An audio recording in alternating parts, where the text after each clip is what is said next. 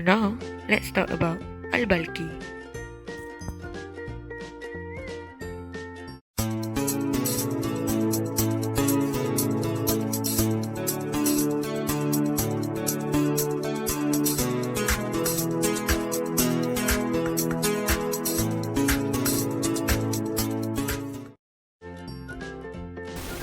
Al-Balki was one of the first people to talk about mental health and mental illness. He criticized those doctors and physicians who put an emphasis only on the physical body and health and paved a way for people to have an outlook on another dimension of health.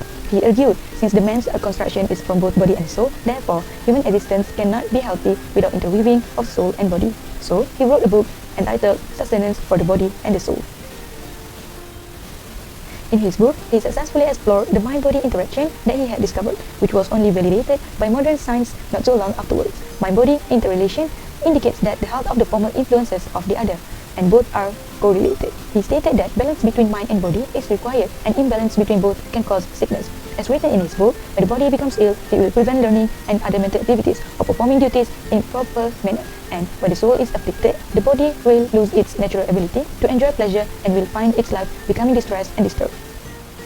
He also discovered the causes and roots of various mental illnesses and was the first person ever to differentiate between neurosis and psychosis. He classified neurosis into 4 emotional disorders. First is fear and anxiety, second anger and aggression, third sadness and depression, and fourth obsession. He further classified depression into 3 types. So first is normal depression, second endogenous depression, and third clinical depression.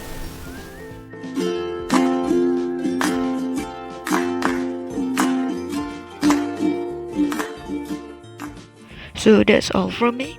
Please stay safe, everyone, and Don't forget to wear your mask. Thank you.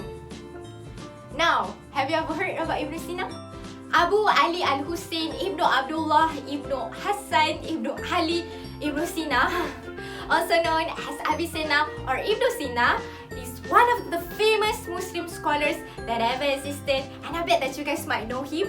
And this Persian Muslim scholar was born on 23rd August in Bukhara. He believed in the relationship between mind and body. In addition, Ibn Sina had contributed a lot in psychology. In his famous book Ash-Shifa has emphasized about these 4 elements, which are soul, spirit, intellect, and heart, which was also being supported by Al-Ghazali as well. Nevertheless, the weakness that we found is that when he stated that mind influenced the body, there was a contradiction to some philosophers. They stated that mind influenced the body, but the body as well influenced the mind. On the other hand, the strengths that we discovered are, according to Ibn Sina, when the heart is corrupted, it will affect our brain through our blood, and this was also being supported by clinical proofs where there is a relationship between depression and the heart disease. The next scholar is Al-Ghazali. His full name is Abu Hamid Muhammad ibn Muhammad al-Tusi. He is one of the most influential and famous Muslim scholars. He is Persian descent who writes various subjects and critiques. He is famously recognized as Hujjatul Islam or Proof of Islam. He received his early education in his hometown Tus together with his brother. He is also the student of influential theologian Al-Juwayni. Since Al-Ghazali is very knowledgeable, he is appointed as a teacher in Nizamiya school. There, he catches the attention of the crowd with his outstanding lectures.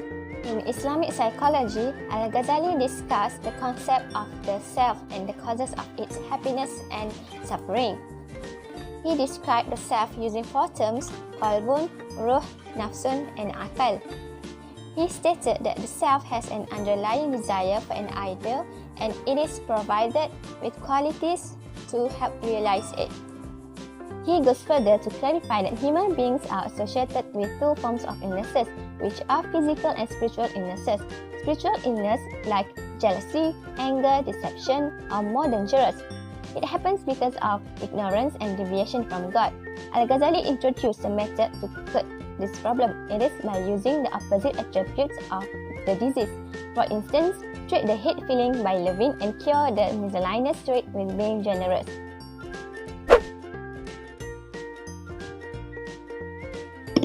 My part is about the background of Ibn al-Haytham. Ibn al-Haytham, with a full name Abu Ali al-Hasan Ibn al-Hasan Ibn al-Haytham. He was born in 965 during the golden age of Muslim civilization in the city of Basra in Southern. In the Islamic Golden Age, he was a developer, scientific thinker who made essential contribution to the idea of vision, optic, and light. The methodology of his analysis used experiments to confirm speculation. In psychology, Ibn al-Haytham is considered by scholars to be the founder of psychophysics and experimental psychology.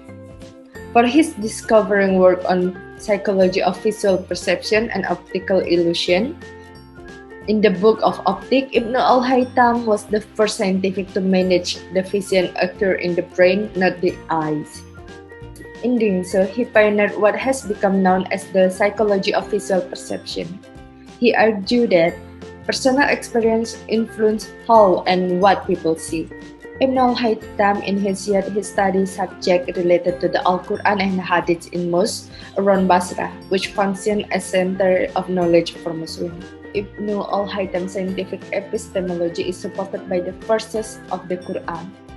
The Al-Quran had inspired Ibn al-Haytham to closely observe the natural phenomenon. Moreover, he acknowledged the limit restriction of the utilization of senses and cognition to acquire essential knowledge. Furthermore, Ibn al-Haytham put his trust in the element of human nature, fitrah. For example, instinct and common sunnatullah, to be important for completing logical examination.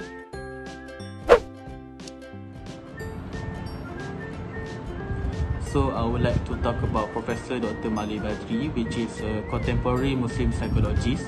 He was born in Sudan, Rufa, Sudan in 1932.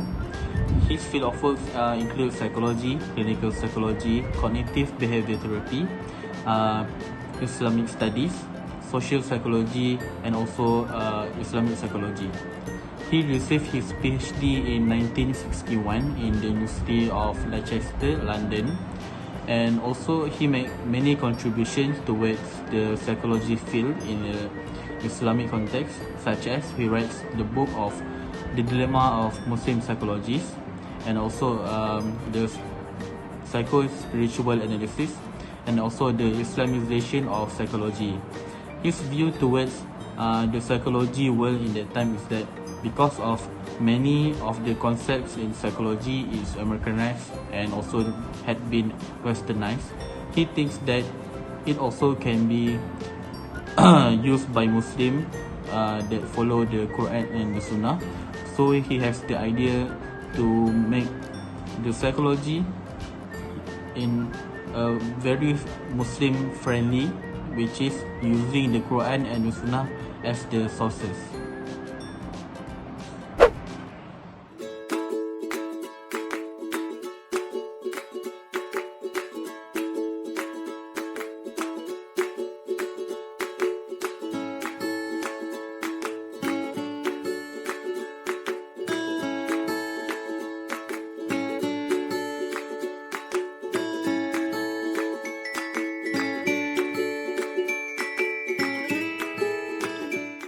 To conclude, we already discussed about the 5 Muslim scholars and the differences between the Muslim scholars and the Westerners' approach.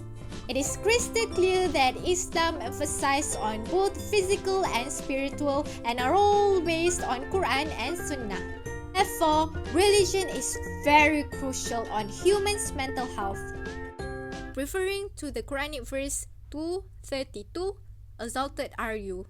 We have no knowledge except what you have taught us. Indeed, it is you who is the knowing, the wise.